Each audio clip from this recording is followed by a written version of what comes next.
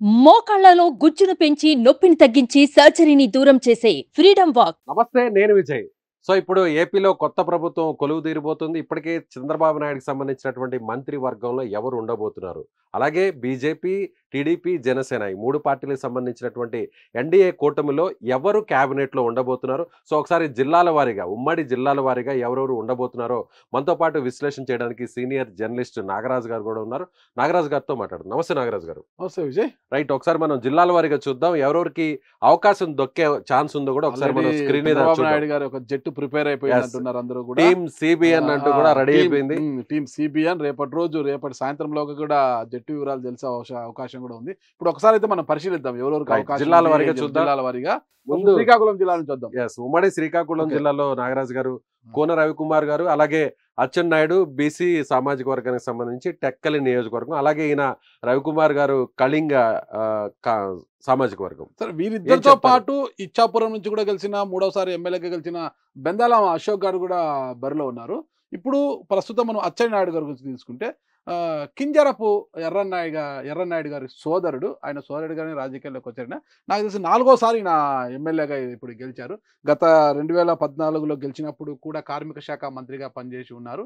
Sir, 2019లో YCP wave వచ్చినా కూడా ఆ వేవ్లో కూడా ఆయన టెక్కల్ నుంచి గెలిచారు. ప్రతిపక్ష ఎమ్మెల్యేగా ఉండిపోయారు అసెంబ్లీలో. అయితే అధికార తెలుగుదేశం పార్టీకి ఏపీ అధ్యక్షుడుగా కూడా, రాష్ట్ర అధ్యక్షుడుగా కూడా ఉన్నారు. ఆ తర్వాత రాష్ట్ర అధ్యక్షుడు అయ్యారు.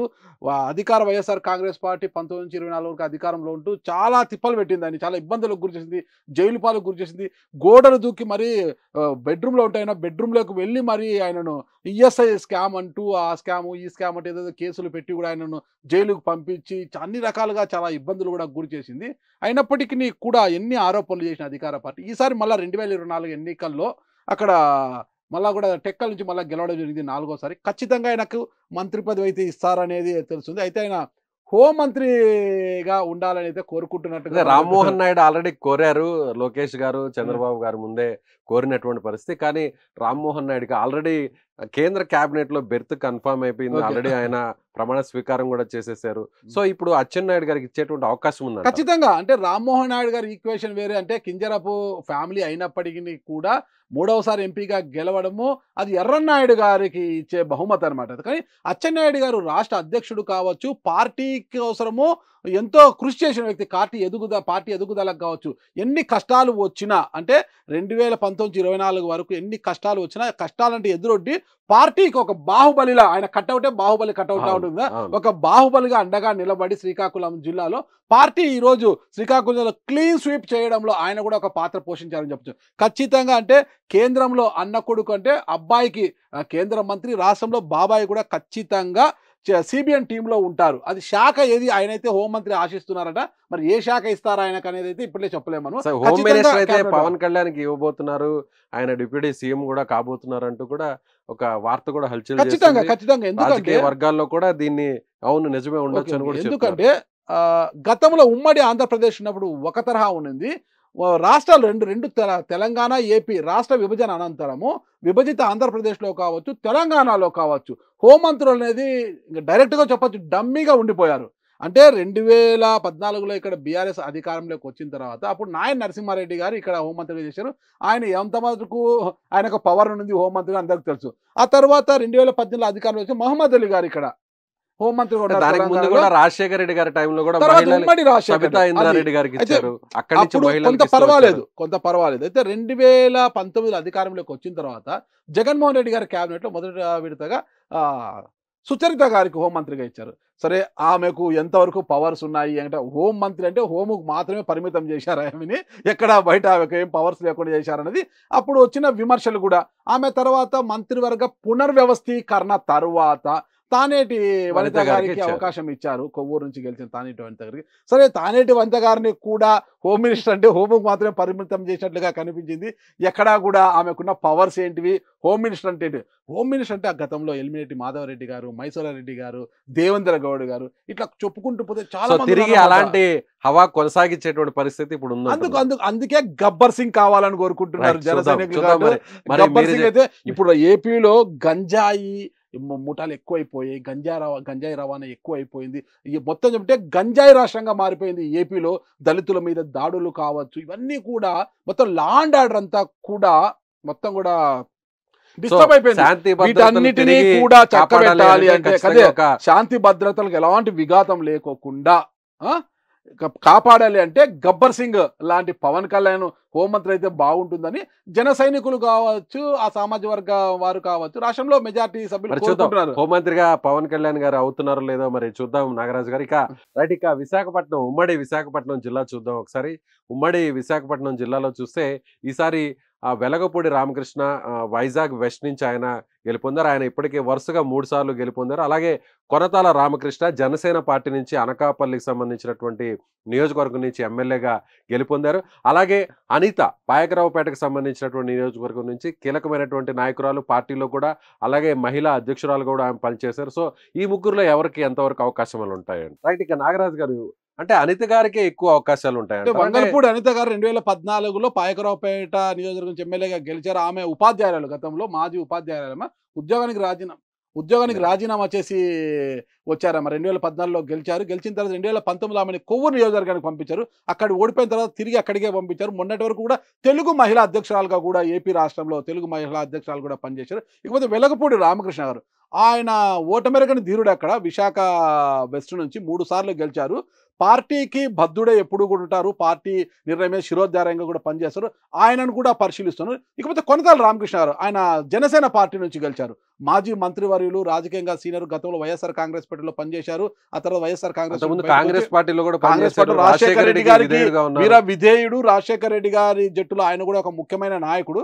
అందులో భాగంగానే గతంలో జగన్మోహన్ రెడ్డి గారితో, రాజశేఖర రెడ్డి గారు తనయుడు కాబట్టి ఆయన వెంట నడవడం జరిగింది. చిన్న భేదాభిప్రాయాలతో ఆయన బయటికి రావడము, ఇక రాజకీయాలకు దూరంగా ఉన్న తర్వాత ఎన్నికలకు ముందు జనసేన పార్టీలో చేరడము, జనసేన పార్టీ ఆయనకు టికెట్ ఇస్తే ఈసారి ఆయన గెలిచారు. మాజీ మంత్రి, సీనియర్ కాబట్టి ఆయనకు కూడా బెర్త్ ఖరారయ్యే అవకాశాలు స్పష్టంగా కనిపిస్తున్నాయి. ఇక గంటా శ్రీనివాసరావు గారికి ఎంతవరకు ఛాన్స్ ఉంటుంది? అంటే నారాయణ గారికి నెల్లూరులో ఇస్తే గంటా శ్రీనివాసరావు గారికి ఉండకపోవచ్చు అనేటువంటి ఒక వాదన వినిపిస్తుంది. అంటే అది కామన్. ఎందుకంటే కాపు సమాజ వర్గానికి చెందిన వారు కాబట్టి నారాయణ గారి కాడ ఇస్తే ఎక్కువ అవుతారు కాబట్టి. ఇప్పుడు ఎందుకంటే కూటమిలో చాలా మంది ఉన్నారు. మనకు 18 మంది మంత్రులను తీసుకునే అవకాశం ఉంది. ఇక ఎక్కువ పెంచుకోవాలంటే డిప్యూటీ సీఎంలు ఇచ్చి వాళ్ళకి ఏదో ఒక శాఖల్ని ఇవ్వాల్సి ఉంటుందంట. అక్కడ నారాయణకి ఇస్తే గంటాకు కొంత ఇబ్బందికరమైన పరిస్థితి. అక్కడ ఇంకోటి విశాఖ జిల్లా మనకు అయ్యన్న పాత్రుడు గారు కూడా ఉన్నారనమాట. అయ్యన్న పాత్రుడు గారు కూడా సీనియర్, ఇప్పటికి 5 సార్లు ఆయన ఎమ్మెల్యేగా గెలిచి ఉన్నారు. మంత్రిగా పనిచేసిన అనుభవం కూడా ఉంది. పార్టీకి కష్టకాలంలో గంటా శ్రీనివాసరావు గోడ మీద ఉండి అట్టా ఇటు ఉన్న సందర్భంలో కూడా అయ్యన్న పాత్రుడు ఒంటికాలపై నిలబడి పార్టీ కోసమే పనిచేసి బలంగా వాయిస్ అధికార వైఎస్ఆర్ కాంగ్రెస్ పార్టీ పైన బలంగా వాయిస్ తీసుకెళ్లారు.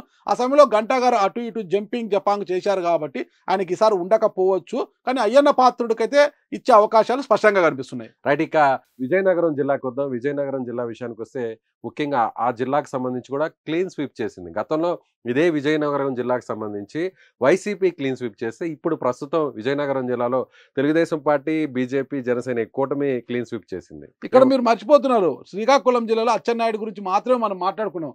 అక్కడ కూన రవికుమార్ గారు కూడా ఉన్నారనమాట. ఆముదాల వలస నుంచి గెలిచిన ఆయన. ఎవరి మీద గెలిచారు? ఆయన సొంత బావ, అక్క భర్త, సొంత మేనమామ ప్లస్ అక్క బావ తమ్మినేని సీతారామ. ఇప్పుడు గతంలో స్పీకర్గా పనిచేసిన మాజీ మంత్రి, మాజీ స్పీకర్. ఇప్పుడు ఆయనపై గెలిచినారు కూన రవి. ఆయన కూడా 2వసారి ఎమ్మెల్యేగా గెలిచారు. ఆయన కూడా చాలా ఇబ్బందులు పెట్టారు. ఆయన కూడా కేసులు పెట్టించి 6 నెలల పాటు ఆయన ఊరు విడిచి వెళ్ళిపోయే పరిస్థితి తీసుకొచ్చారు.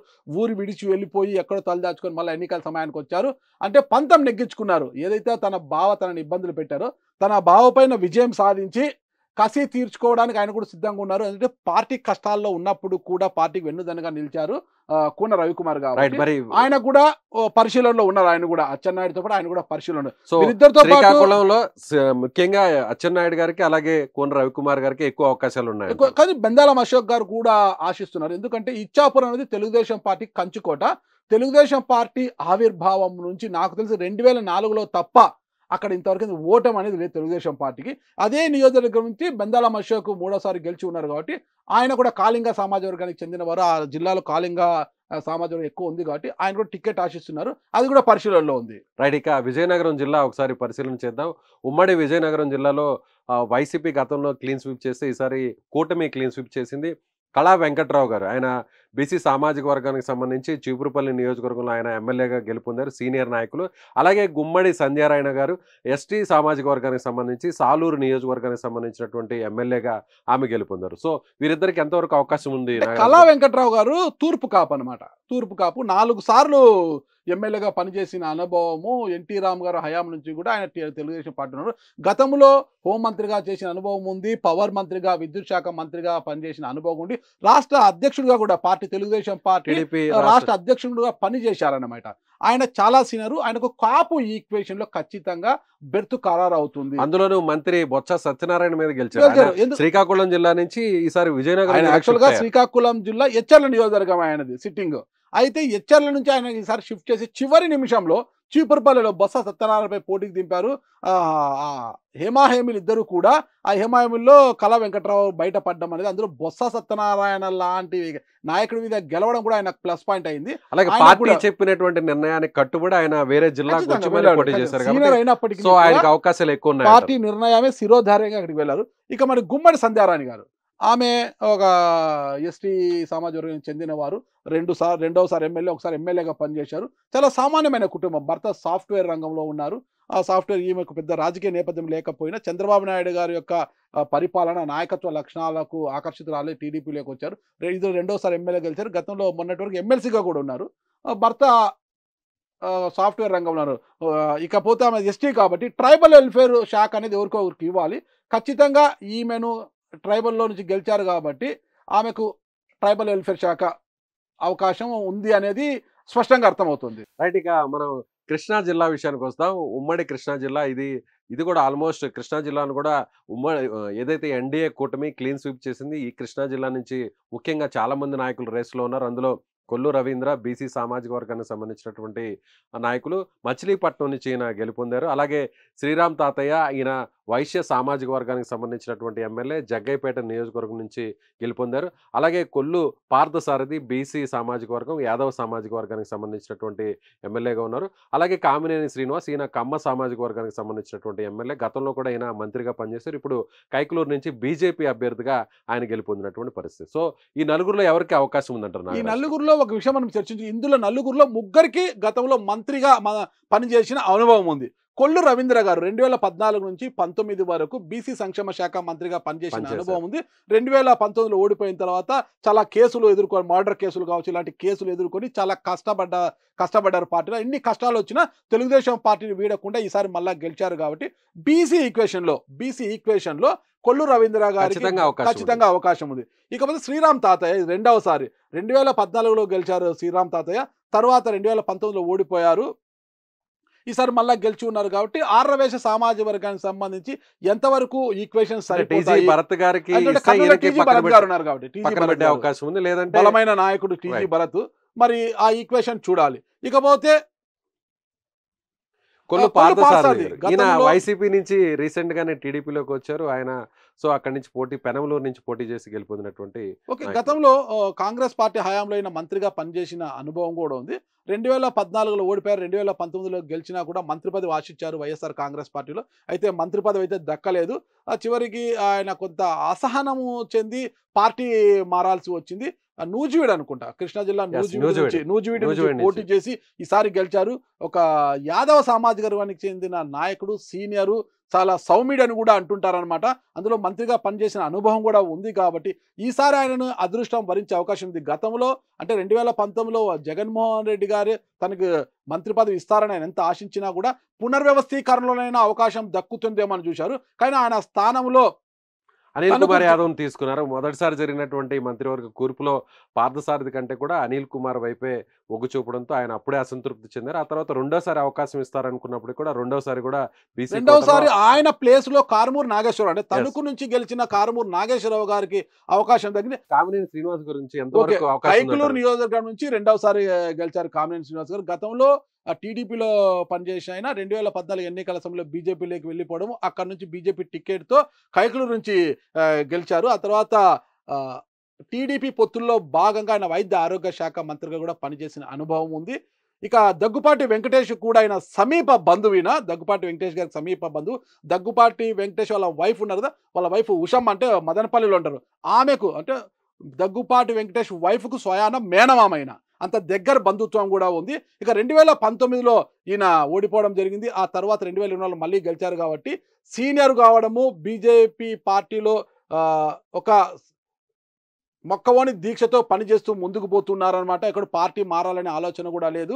కష్టాల్లో కూడా పార్టీ వెంటంటే ఉన్నాడు కాబట్టి ఈసారి బీజేపీ ఈక్వేషన్లో, కూటమిలో భాగంగా బీజేపీ ఈక్వేషన్లో ఈయనకు మరొకసారి మంత్రివర్గంలో స్థానం దక్కే అవకాశం స్పష్టంగా కనిపిస్తుంది. ఇకపోతే ముఖ్యంగా మనం చూస్తే ఇక గుడివాడ అలాగే గన్నవరం నియోజకవర్గాల్లో ఎమ్మెల్యేలుగా గెలుపొందినటువంటి ఎవరైతే యార్లగడ్డ వెంకట్రావు గారు కావచ్చు, వెనిగళ్ల రాము, వీరిద్దరికి ఎంతవరకు ఛాన్స్ ఉందంటారు నాగరాజు గారు?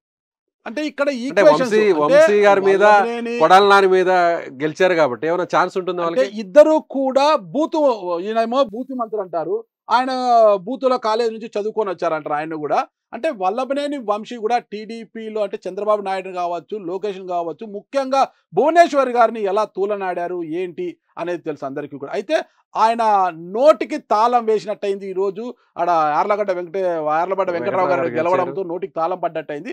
మరి చూద్దాం, మరి అలాంటి వల్లభనేని వంశీని ఓడించిన యార్లగడ్డ వెంకటరావు గారికి అవకాశం ఇస్తారా లేనది కూడా మనం అంటే ప్రధానంగా కమ్మ సామాజిక వర్గానికి సంబంధించినటువంటి వారు కాబట్టి, సో కమ్మ సామాజిక వర్గానికి సంబంధించిన కోటలో నాయకులు ఎక్కువ అయిపోతున్నారు కాబట్టి కొంత ఈక్వేషన్ తగ్గే అవకాశం ఉంది. ఇకపోతే గుడివాడలో తన ఓటమెరగని నాయకుడు, తనపై ఎవరు పోటీ చేసినా సవాల్ చేశారు. లోకేష్ రామన్ కూడా సవాల్ చేశారు కొడాలి నాని గారు. ఈ నేపథ్యంలో ఆడ రాము గారు నిలబడము, కొడాలి నానిని ఓడించి ఆయన గెలవడం కూడా జరిగింది. మరి కొడాలి నాని లాంటి నాయకుడిని ఓడించడం కూడా ఒక ప్లస్ పాయింట్ ఆయనకు. మరి ఆయన అభ్యర్థిత్వాన్ని పరిశీలిస్తుందా లేదా అనేది కూడా చూడాలి. రైట్. ఇక ఉమ్మడి గుంటూరు జిల్లా విషయానికి వద్దాం. ఒకసారి ఉమ్మడి గుంటూరు జిల్లాలో కూడా ఈసారి కూటమి క్లీన్ స్వీప్ చేసింది. ఖచ్చితంగా రాజధాని ఇంపాక్ట్ ఈ రిజల్ట్ మీద చాలా స్పష్టంగా కనిపించింది. అమరావతిని వైసీపీ వ్యతిరేకించడంతో మొత్తం అన్ని నియోజకవర్గాల్లో కూడా అత్యధిక స్థానాలు ఉన్నటువంటి జిల్లాగా ఉన్నటువంటి ఉమ్మడి గుంటూరు జిల్లాలో ఈసారి ఎవరికి ఛాన్స్ దొరుకుతుందో చూద్దాం. ముందుగా నారా లోకేష్ గారు ఉన్నారు. ఈయన మంగళగిరి నుంచి తొలిసారిగా ఎమ్మెల్యేగా భారీ మెజారిటీతో గెలుపొందారు. ఆ తర్వాత అనగాని సత్యప్రసాద్ గారు, ఈయన బీసీ సామాజిక వర్గానికి సంబంధించి రేపల్లె నియోజకవర్గం నుంచి ఈయన గెలుపొందారు. అలాగే నక్కా ఆనంద్ బాబు, ఈయన సీనియర్ నాయకులు పార్టీలో, ఈయన ఎస్సీ సామాజిక వర్గానికి సంబంధించినటువంటి నాయకులు, వేమూరు నియోజకవర్గం నుంచి ఈయన గెలుపొందినటువంటి పరిస్థితి. ఇక నాదెండ్ల మనోహర్ గారు, ఈయన జనసేన పార్టీలో చాలా కీలకమైనటువంటి నాయకుడు. సో నెంబర్ 2గా చెప్పాలి జనసేన పార్టీలో. ఆయన తెనాలి నియోజకవర్గం నుంచి గెలుపొందారు. ఈయన కూడా కమ్మ సామాజిక వర్గానికి సంబంధించినటువంటి ఎమ్మెల్యేగా ఉన్నారు. ఇక ధూళిపాలి నరేంద్ర, ఈయన కూడా చాలా సీనియర్ నాయకులు. ఈయన కూడా కమ్మ నాయకులు. ఇక ఈయన పొన్నూరు నుంచి తిరిగి గెలుపొందినటువంటి పరిస్థితి. గతంలో మాత్రమే ఆయన ఓడిపోయారు, ఆ తర్వాత తిరిగి మళ్ళీ ఇప్పుడు ఆయన గెలుపొందినటువంటి పరిస్థితి. అలాగే ఇక జోలకంటి బ్రహ్మారెడ్డి, మాచర్ల నియోజకవర్గం, రెడ్డి సామాజిక వర్గం. అంటే పల్నాడు జిల్లాలో జరిగినటువంటి ఫ్యాక్షన్ రాజకీయాలు, ఇటీవల జరిగినటువంటి విధ్వంసం కావచ్చు, ఘర్షణలు కావచ్చు, ఇవన్నీ కూడా చూసినటువంటి పరిస్థితి. సో మాచర్లకి ఈసారి అవకాశం ఉంటుందా, బ్రహ్మారెడ్డికి ఎంతవరకు ఛాన్స్ ఉంటుందో చూడాలి. మాచర్లలో పిన్నెల్లి సోదరుల యొక్క ఆగడాలకు కళ్ళెం వేయాలి అంటే ఖచ్చితంగా జూలకంటి బ్రహ్మారెడ్డికి మంత్రివర్గంలో చోటు దక్కితేనే అక్కడ న్యాయం చేయగలుగుతారు. ఎందుకంటే వాళ్ళని ఢీ కొట్టాలంటే ఇతనికి ఎమ్మెల్యే పవర్ కాదు, ఇంకా అదనపు పవర్ కావాలన్నమాట. ఎందుకంటే ఎన్నికల సమయంలో చూసాము, ఎన్నికలకు ముందు చూసాం మనము, ఒక మారణ హోమం, అగ్నిగుండం చేశారనమాట అక్కడ మొత్తం కూడా మాచర్లను. ఆ తర్వాత ఎన్నికల సమయంలో ఎలా జరిగింది, ఈవీఎంనే పగలగొట్టే విషయాన్ని కూడా మనం వీడియోలు కూడా చూసాం కదా. అంటే ఇలాంటి పిన్నెల్లి సోదరులను ఢీకొట్టాలి, వాళ్ళ ఆగడాలకు కళ్ళెం వేయాలంటే జూలకంటి బ్రహ్మారెడ్డికి ఖచ్చితంగా మంత్రి పదవిలో చోటు దక్కితేనే అక్కడ ఆయన ధీటుగా పోరాడగలడు అనేది ఆయన అభిమానులు ఆశిస్తున్నారు. లోకేష్ గారి విషయానికి వస్తే ఆయనకి ఖచ్చితంగా పార్టీకి సంబంధించినటువంటి నాయకులు, కార్యకర్తలు అందరూ కూడా ఖచ్చితంగా నారా లోకేష్ గారు ఈసారి ఆయనకు హోంశాఖను ఇవ్వాలంటూ కూడా డిమాండ్ చేస్తున్నటువంటి పరిస్థితి. ఏమంటారు నాగరాజు గారు? అది ఎక్కడ పోగొట్టుకున్నామో అక్కడే వెతుక్కోవాలి అన్న నానుడిని లోకేష్ గారు అలవర్చుకున్నారు. మంగళగిరిలో తొలిసారి అంటే 2019లో పోటీ చేసి ఓడిపోయిన నారా లోకేష్ గారు ఖచ్చితంగా అంటే నియోజకవర్గాన్ని మార్చుకోలేదు. అక్కడ టీడీపీ గెలిచింది లేదు, ఎప్పుడు కూడా కాంగ్రెస్ పార్టీ అడ్డా అది. దాని తర్వాత వైఎస్ఆర్ కాంగ్రెస్ పార్టీ గెలుస్తూ వచ్చింది అక్కడ. కానీ ఎక్కడే పోగొట్టుకున్నాను, అక్కడే వెతుక్కోవాలి. ఎక్కడ కష్టతరంగా ఉంటుందో అక్కడ పోటీ చేసి గెలిస్తేనే కదా మజా ఉండేది. అది కూడా 91,000 మెజార్టీతో, భారీ మెజార్టీతో నారా లోకేష్ గారు గెలిచారు. అయితే ఇక్కడ ఆయన అభిమానులు కావచ్చు, టీడీపీ శ్రేణులు ఆయనకు హోంమంత్రి ఇస్తే బాగుంటుంది అని అనుకుంటున్నారు. కొంతమంది గతంలో చేసినట్టుగా ఐటీ శాఖ, పంచాయతీరాజ్ శాఖ, తిరిగి బాగుంటుంది. కానీ కొంతమంది అంటున్నది ఏంటంటే నారా లోకేష్ గారు ఈసారి మంత్రివర్గంలో ఉండకపోవచ్చు, ఆయన రాష్ట్ర అధ్యక్ష బాధ్యతలు తీసుకొని భావి సీఎం అంటున్నారు కదా, ఇంకా పార్టీ పైన పట్టు పెంచుకునే అవకాశాలు స్పష్టంగా ఉన్నాయి. రాష్ట్రం అంతా తిరగాలి, రాష్ట్ర అధ్యక్ష బాధ్యతలు చేపట్టి చంద్రబాబు నాయుడు గారి తర్వాత పార్టీని నడిపించేది నారా లోకేష్ గారే కాబట్టి ఇప్పుడే రాష్ట్ర బాధ్యతలు తీసుకొని ఇంకా పార్టీని 2029లో కూడా తిరిగి తెలుగుదేశం పార్టీ అధికారంలోకి తీసుకురావాలి అంటే లోకేష్ గారు అంటే మంత్రివర్గంలోకి వెళ్తే ఇంకా 24 గంటలు శాఖకు పరిమితం కావాల్సి వస్తుంది. బిజీ సెక్రటేరియట్ విధులు అవన్నీ ఉంటాయి కాబట్టి రాష్ట్ర అధ్యక్షుడు అయితే కొద్దిగా ఫ్రీగా ఉంటుంది. రాష్ట్రం అంతా తిరిగి పార్టీని బలోపేతం చేయొచ్చు. 2029లో తిరిగి మళ్ళీ పార్టీని అధికారంలోకి తీసుకొచ్చే అవకాశాలు ఉంటాయనే ఉద్దేశంతో మరి రాష్ట్ర అధ్యక్ష బాధ్యత చేపట్టే అవకాశం ఉందంటున్నారు. అనగాని సత్యప్రసాద్ హ్యాట్రిక్ విజయం ఇది కూడా. వెంకటరమణ గారు అక్కడ నుంచి పోటీ చేస్తున్నప్పుడు కూడా ఒక్కసారి కూడా అనగాని సత్యప్రసాద్ గారి మీద గెలవలేకపోతున్నారు. ఆయన మీద ఓడిపోవడంతో ఆయనకు రాజ్యసభ ఇచ్చే అటు మోపిదే వెంకటరమణ గారిని వైఎస్ జగన్మోహన్ రెడ్డి గారు అటుగా పంపించిన విషయాన్ని కూడా మనం చూసాము. అయితే పార్టీకి కష్టకాలంలో వెన్నుదన్నుగా నిలిచి గెలుస్తూ వస్తున్న ఆయనను మరి ఆయన బీసీ సమాజానికి చెందిన కాబట్టి ఈక్వేషన్లు ఏమన్నా తీసుకుంటారా మంత్రివర్గం లేక అనేది కూడా ఆలోచించాలి. ఇకపోతే నక్కా ఆనంద్ బాబు గారు, ఈయన వేమూరు నుంచి 2014లో గెలిచారు. ఎస్సీ సామాజిక వర్గానికి సంబంధించినటువంటి సాంఘిక సంక్షేమ శాఖ మంత్రివర్గంలో పనిచేసిన అనుభవం ఉంది. 2019లో వైసీపీ వేవ్లో ఓడిపోయారు. ఇప్పుడు మళ్ళా గెలిచడంతో ఖచ్చితంగా ఎస్సీ సామాజిక వర్గం ఈక్వేషన్లో ఆయనకు కూడా మరోసారి భర్త ఖరారే అవకాశం స్పష్టంగా కనిపిస్తుంది.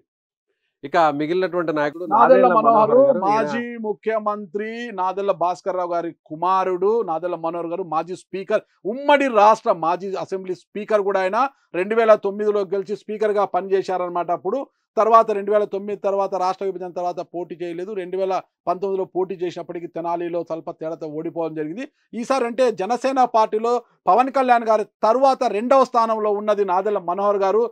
ఎన్ని కష్టాలు వచ్చినా పవన్ కళ్యాణ్ని వీడకుండా పవన్ కళ్యాణ్ చేయబట్టుకుని అలా నడుస్తూ ముందుకు వెళ్ళాడు. పవన్ కళ్యాణ్ గారు తీసుకునే ప్రతి నిర్ణయంలో కూడా నాదెళ్ల మనోహర్ గారి ఆలోచనలు, ఆయన సూచనలు, సలహాలు ఖచ్చితంగా ఉంటాయని చెప్తున్నారు.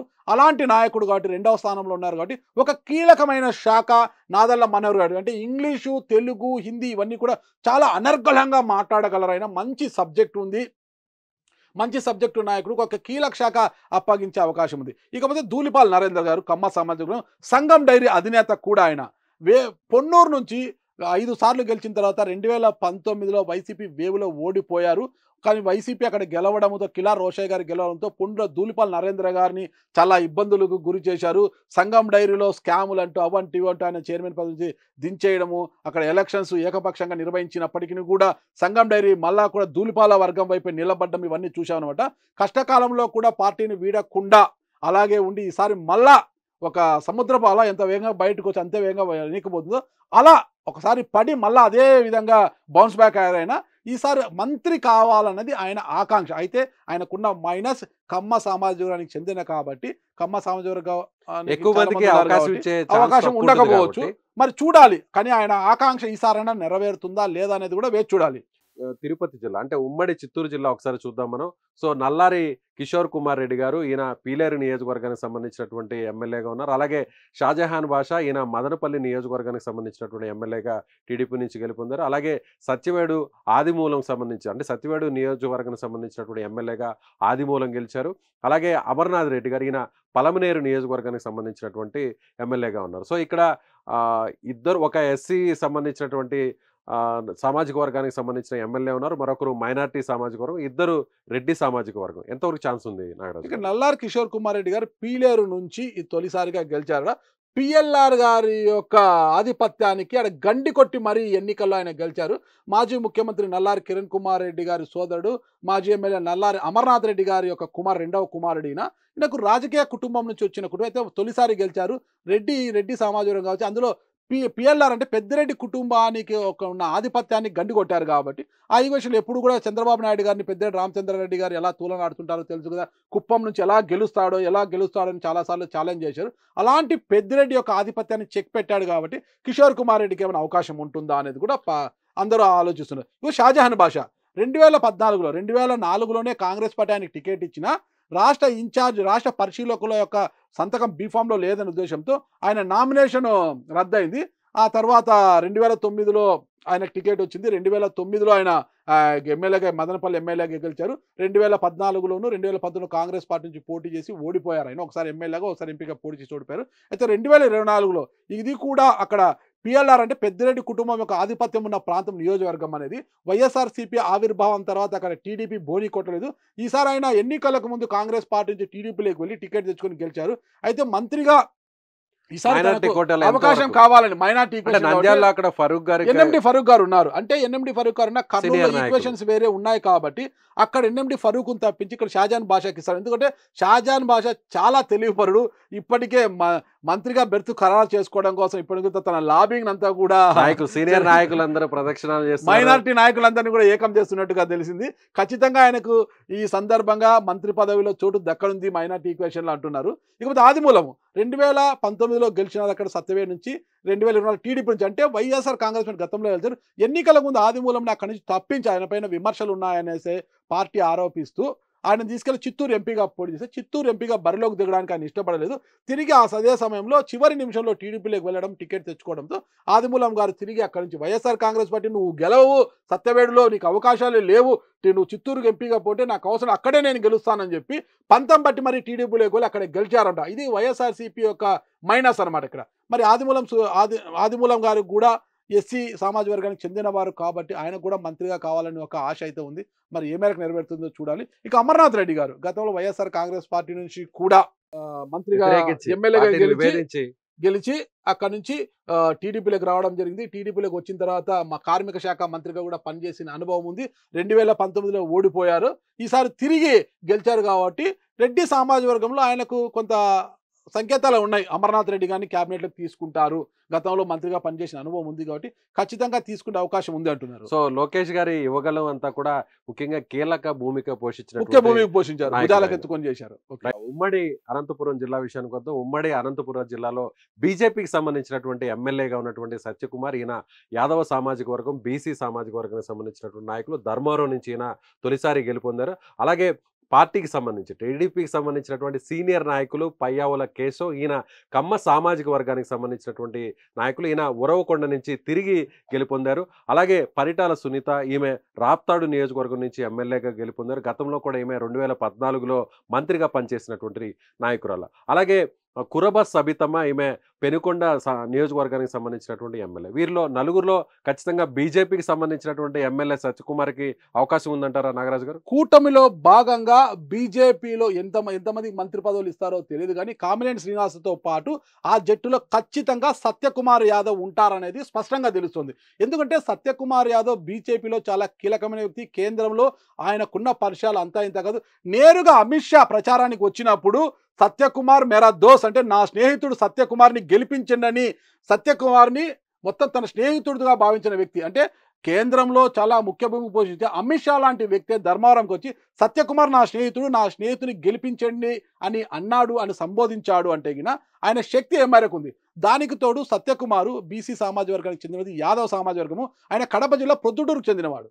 అసలుకు ధర్మవరంకు ఆయనకు ఏ మాత్రం సంబంధం లేని వ్యక్తి. ఆయన హిందూపురం నుంచి ఎంపీగా పోటీ చేయాలని చూస్తే చివరి నిమిషంలో రాజకీయ సమీకరణలో భాగంగా ఆయన ధర్మవరం తీసుకొచ్చారు. ధర్మవరం తీసుకొచ్చే సమయానికి నెల రోజుల సమయం కూడా లేదు. ధర్మవరంలో సత్యకుమార్ యాదవ్ అంటే ఎవ్వరికి కూడా తెలియని వ్యక్తి. అయినప్పటికీ అతి తక్కువ కాలంలోనే తనకున్న రాజకీయ పరిజ్ఞానము, తన తెలివితేటలతో ప్రజలను ఆకట్టుకొని 5,000 పైచులకు మెజార్టీ కేతిరెడ్డి మీద గెలిచినటువంటి గడప గడపకు ధర్మవరం, గుడ్ మార్నింగ్ ధర్మవరం అంటూ నిత్యం ప్రజల్లో ఉండే కేతిరెడ్డి వెంకటరామరెడ్డిని ఓడించడం కూడా ఒక సంచలనం. ఎవ్వరు కూడా ఆడ కేతిరెడ్డి ఓడిపోతారు అనుకోలేదు. చివరి నిమిషంలో ఆయన పైన గెలిచిన నాయకుడు ఈయన.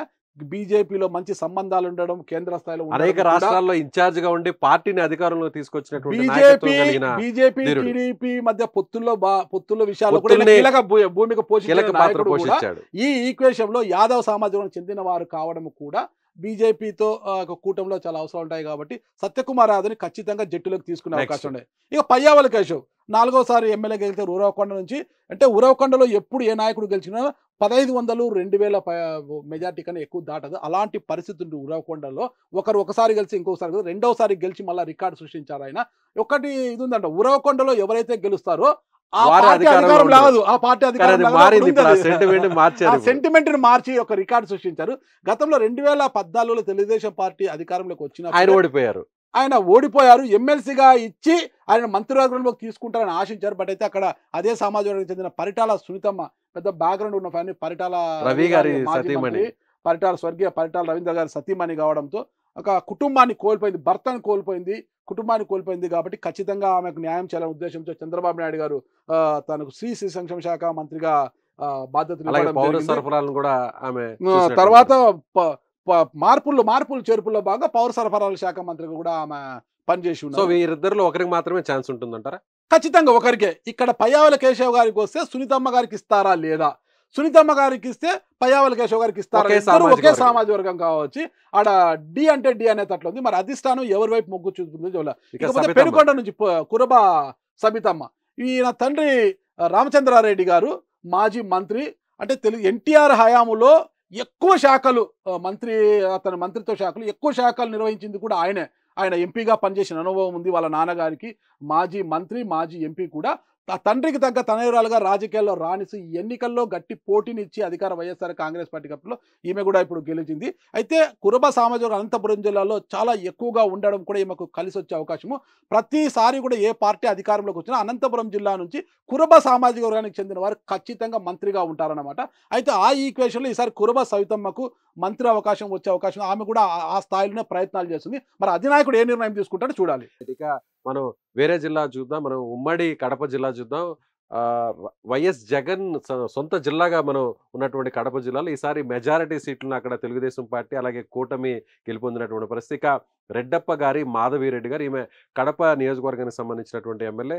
2 దశాబ్దాల తర్వాత అక్కడ తెలుగుదేశం పార్టీ జెండాను ఎగరవేసినటువంటి నాయకురాలు. అలాగే ఇక బీటెక్ రవి కమ్మ సామాజిక వర్గం, ఈయన మాజీ ఎమ్మెల్సీ. అయితే జగన్మోహన్ రెడ్డికి సంబంధించినటువంటి పులివెందల నియోజకవర్గానికి సంబంధించినటువంటి నాయకులు ఆయన అక్కడి నుంచి పోటీ చేశారు. అయితే ఓడిపోయినప్పటికీ కూడా అక్కడ జగన్మోహన్ రెడ్డి హవా తగ్గించాలంటే, చెక్ పెట్టాలంటే బీటెక్ రవికి ఒకవేళ మంత్రివర్గంలో ఛాన్స్ ఇచ్చేటువంటి అవకాశం ఉందంటారు ఎమ్మెల్సీ చేసి?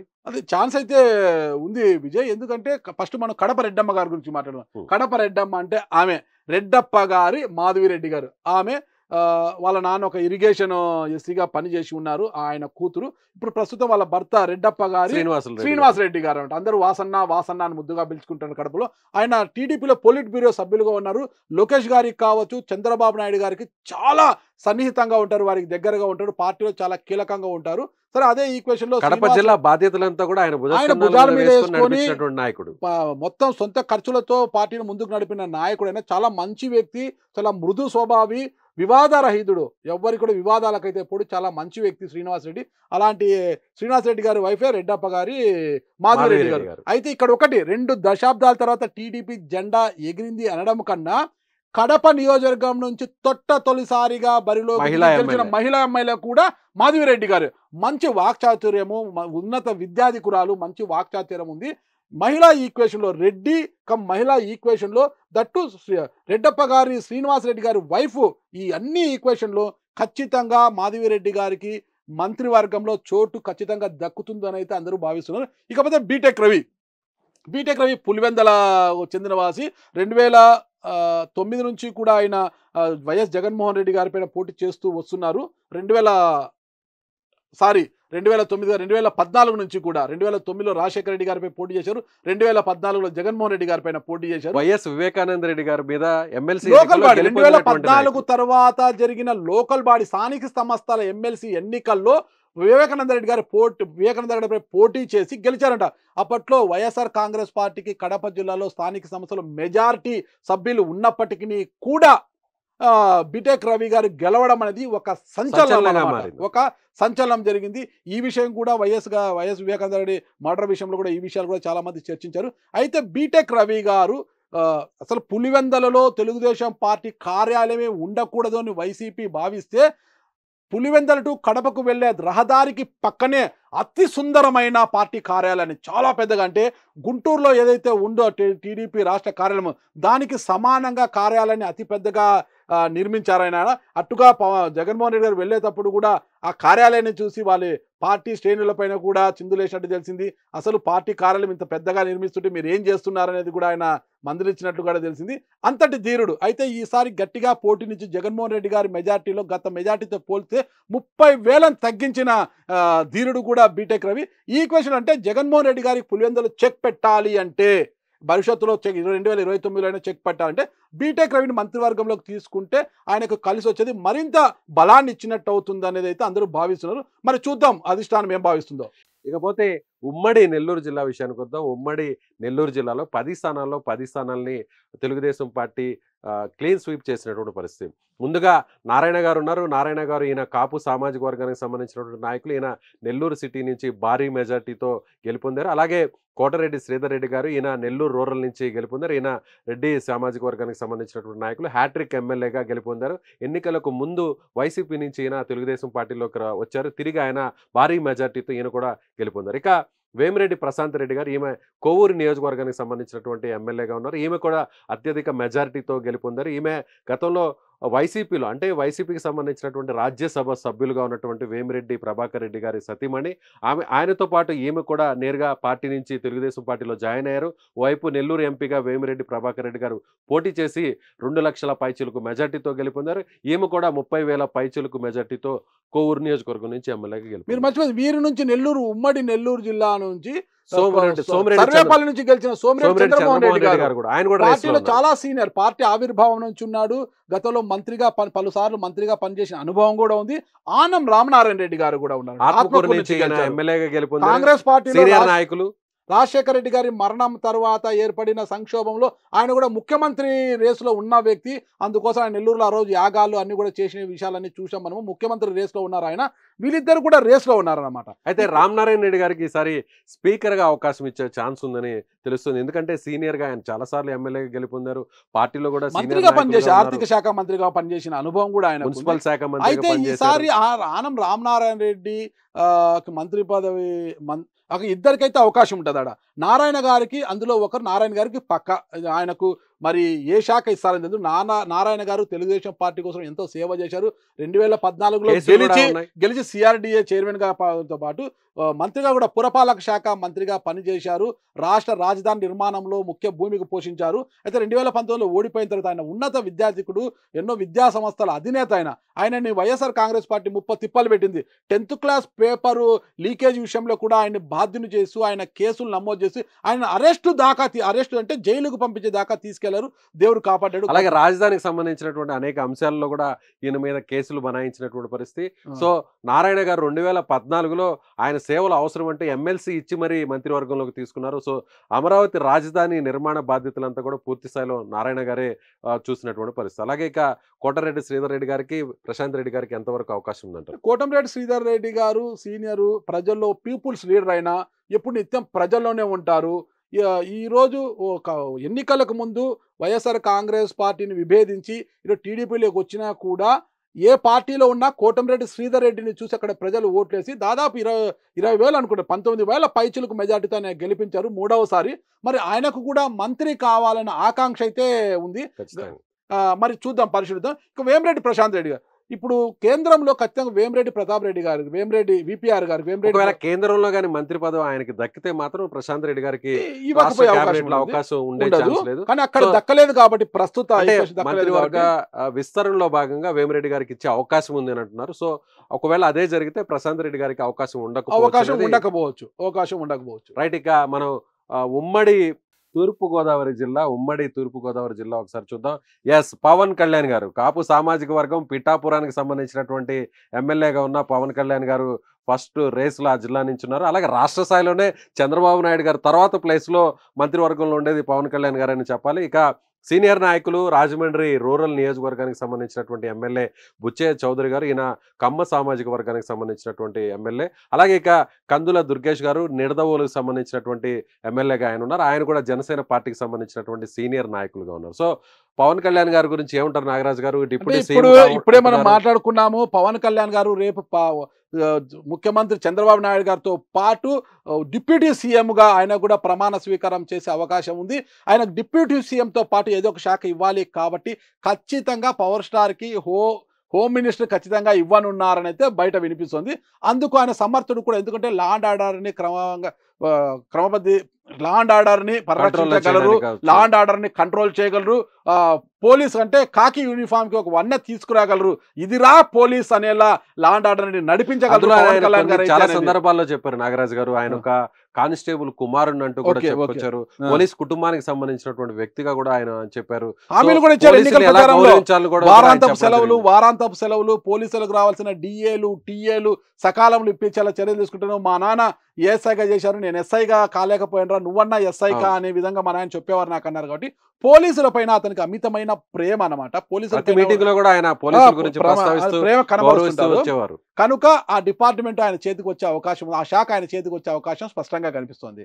ఇకపోతే నెక్స్ట్ బుచ్చే చౌదరి గురించి. గోరంట్ల బుచ్చే చౌదరి గారు కమ్మ సామాజిక వర్గం రాజమండ్రి రూరల్ నుంచి గెలిచి ఉన్నారు. ఆయన చాలా సీనియర్. ఎన్టీ రామారావు చంద్రబాబు నాయుడు గారికి సమకాలీకులైన చంద్రబాబు నాయుడు గారికి సమకాలీకులు. ఎన్టీ రామారావు పార్టీ ఆవిర్భావం నుంచి కూడా పార్టీని అంటుపెట్టుకొని ఉన్నారు. గతంలో అతి స్వల్ప కాలం మంత్రిగా పనిచేసిన అనుభవం కూడా ఉంది ఆయనకు. అయితే ఈసారి ఆయనకు మాజీ మంత్రి, ఈసారి మళ్ళా మంత్రివర్గంలో చోటు దక్కించుకొని మంత్రి చేయాలనే ఆకాంక్ష. 2014లోనే ఆయన మంత్రి పదవి ఆశించారు. కానీ సామాజిక సమీకరణలో భాగంగా ఆయనకు దక్కలేదు. ఈసారి పెద్ద ఆయన కాబట్టి గోరెంట్ల బుచ్చే చౌదరి గారికి ఇదే చివరి ఎన్నిక అవుతుందేమో. భవిష్యత్తులో ఆయన పోటీ చేస్తారో లేదో ఆయనకు కూడా తెలియదు. కాబట్టి ఈసారి ఖచ్చితంగా మంత్రివర్గంలో ఆయనకు అవకాశాలు కల్పించేటట్లు మనకు స్పష్టమైన సంకేతాలు ఉన్నాయి. అలాగే కందుల దుర్గేష్ మాజీ ఎమ్మెల్సీ, గతంలో కాంగ్రెస్ పార్టీ హయాంలో ఎమ్మెల్సీగా పనిచేస్తున్నారు. రాజశేఖర రెడ్డి గారికి చాలా దగ్గర మనిషి. ఆ తర్వాత జనసేన పార్టీలోకి వచ్చారు. అయితే కందుల దుర్గేష్ రాజమండ్రి రూరల్ ఇన్ఛార్జిగా ఉన్నారు. జనసేన టీడీపీ పొత్తు వరకు కూడా రాజమండ్రి రూరల్ నియోజకవర్గ ఇన్ఛార్జిగా ఉండే.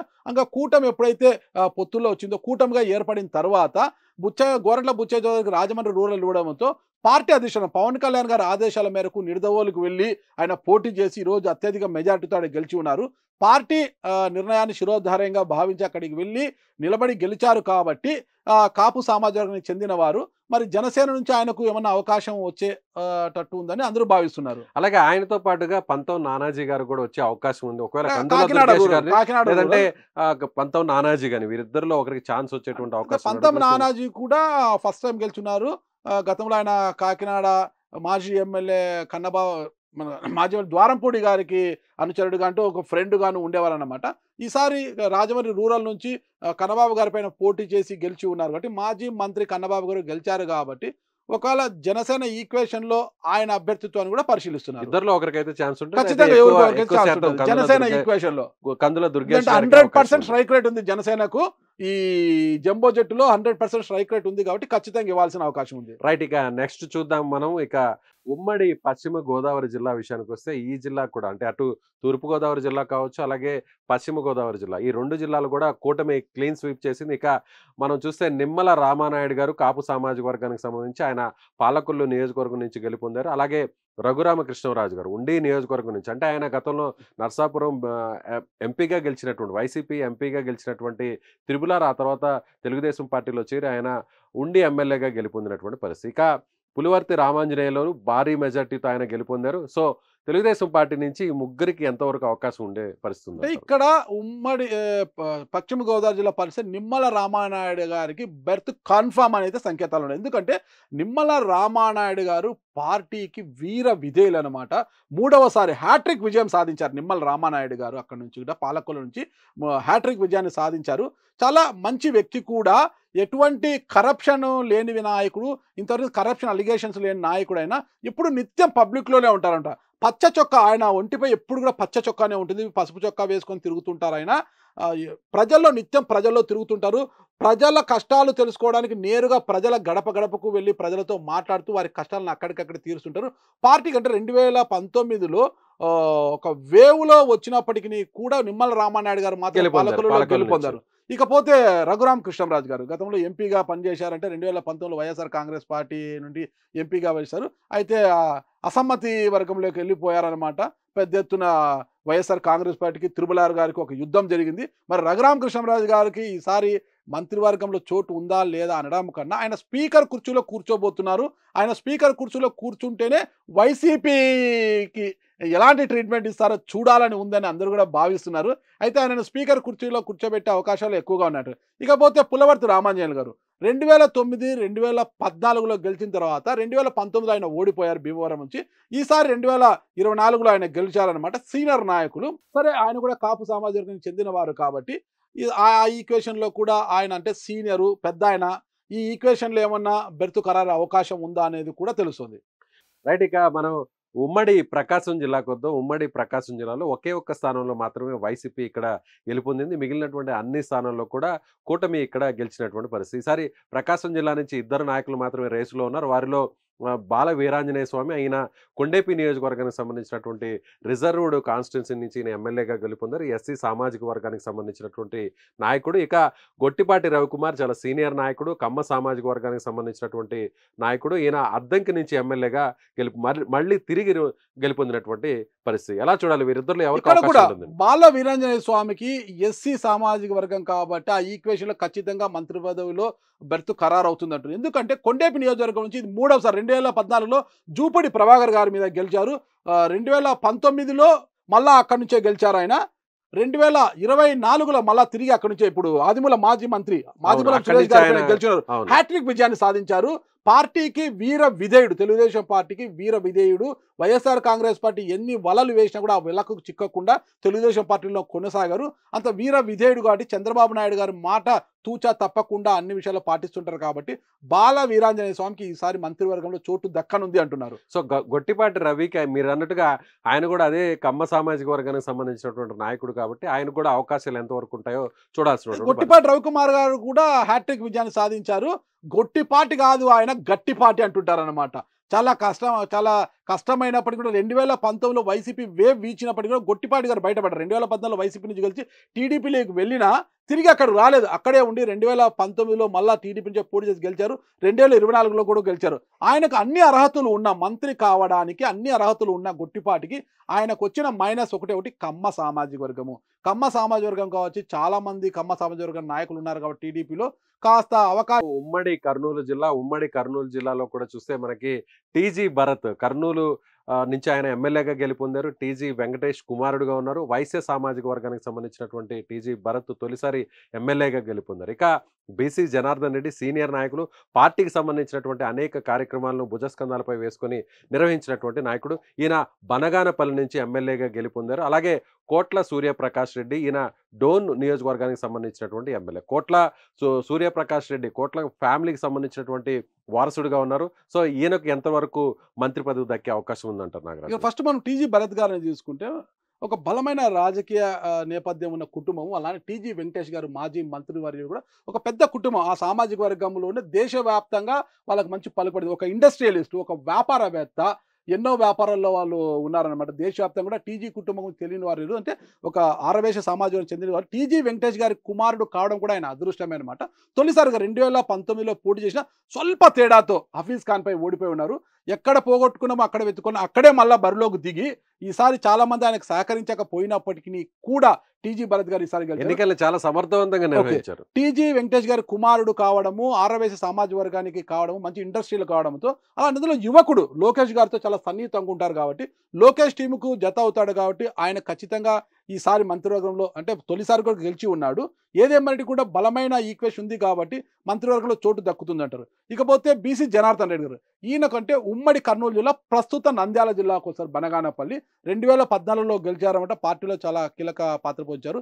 2019 ఎన్నికల సమయంలో వైఎస్ఆర్ కాంగ్రెస్ పార్టీ ఈయనకు గాలం వేసినప్పటికీ కూడా ఆయన వెళ్ళలేదు. ఎంపీగా టికెట్ ఇస్తాము, రావాలి, నంద్యాల ఎంపీగా బరిలోకి దింపుతాము, కావాలంటే బనగానపల్లి ఎమ్మెల్యే టికెట్ ఇస్తామన్నా కూడా ఆయన అటువైపు వెళ్ళలేదు. లేదు, టీడీపీని వీడే ప్రసక్తే లేదని టీడీపీ నుండే పోటీ చేసి ఓడిపోయాడు. ఓడిపోయినప్పటికీ కూడా పార్టీ బాధ్యతలు కర్నూలు జిల్లాలో ఏ కార్యక్రమం అప్పచెప్పినా కూడా దాన్ని దిగ్విజయంగా నిర్వహించారు. నెల్లూరులో లోకేష్ గారు ఇన్ఛార్జిగా ఉన్నారు. కర్నూలు జిల్లాలో ఏ బాధ్యత అప్పచెప్పినా కూడా తన భుజస్కంధాలపై వేసుకొని పార్టీని ముందుకు నడిపిన ధీరుడైన ఈసారి ఖచ్చితంగా పార్టీలో ఆయనకున్న సంబంధాలు కావచ్చు, పార్టీ కోసం ఆయన చేసిన శ్రమ కావచ్చు, ఇదంతా ఊరికే పోదు. ఖచ్చితంగా మంత్రివర్గంలో అవకాశం అవకాశం ఉండదు. ఇక మాజీ ముఖ్యమంత్రి కుటుంబానికి సంబంధించినటువంటి కోట్ల కోట్ల సూర్యప్రకాష్ రెడ్డి గారికి విజయభాస్కర్ రెడ్డి గారు విజయభాస్కర్ రెడ్డి కుమారుడు 2 సార్లు ఆయన తండ్రి కోట్ల విజయభాస్కర్ రెడ్డి గారు ఉమ్మడి ఆంధ్రప్రదేశ్ కు 2 సార్లు ముఖ్యమంత్రిగా పనిచేసిన వ్యక్తి.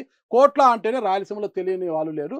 ఒక పెద్ద బ్యాక్గ్రౌండ్ రాజకీయ పునాదులు ఉన్న ఫ్యామిలీ. కోట్ల సూర్యప్రకాష్ గతంలో ఎంపీగా కేంద్ర మంత్రిగా కూడా పనిచేసిన అనుభవం ఉంది. 2019లో కర్నూలు నుంచి పోటీ చేసి ఓడిపోయారైనా. ఈసారి అక్కడ డోన్లో ఆర్థిక శాఖ మంత్రి, మాజీ ఆర్థిక శాఖ మంత్రి బుగ్గన రాజేంద్రనాథ్ రెడ్డి గారి పైన పోటీ చేసి గెలిచారైనా.